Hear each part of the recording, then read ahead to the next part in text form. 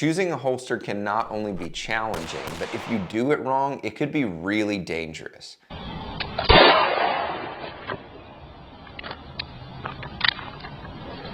I just shot myself. The scary thing is, most concealed carriers have no idea what they're doing when they choose a holster. In this video, I'm going to tell you how not to choose your holster.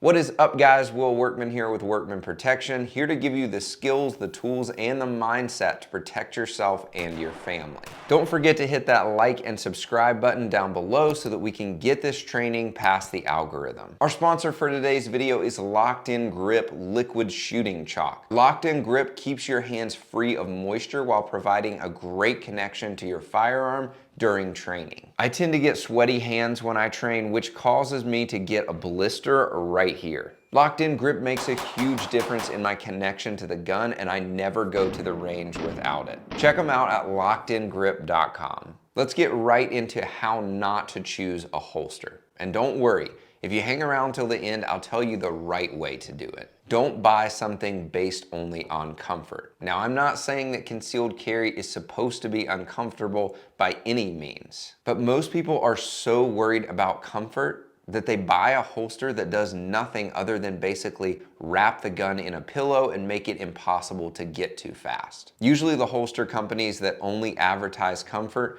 don't care about the way your gun fits, how well it covers the trigger guard, or if it helps conceal your gun at all. Don't ever buy a holster that uses the term universal holster, like ever.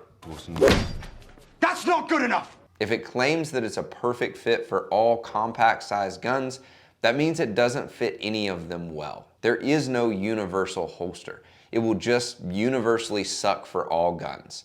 Not only are these holsters crap, but they're also fundamentally unsafe. Don't go soft. Soft holsters are insanely popular, mostly because they're dirt cheap and we don't like to spend money. But the reason they are cheap is because they are essentially a sock with a belt clip. They do nothing to cover your trigger guard or lock your gun into place or allow you to get a consistent draw. All right, so now that I've told you all the wrong ways to choose a holster, how should you choose a holster? Well, I'm glad you asked. But before we get to that, if you are new to concealed carry or you're just trying to find a better way to conceal, then I want to give you something that will really help you out. And that is my free guide to concealment. It's basically everything that I wish I knew when I first started carrying a gun, and I want you to have it for free. So go check that out in the description down below. The first thing to look for is safety. I have requirements for a holster.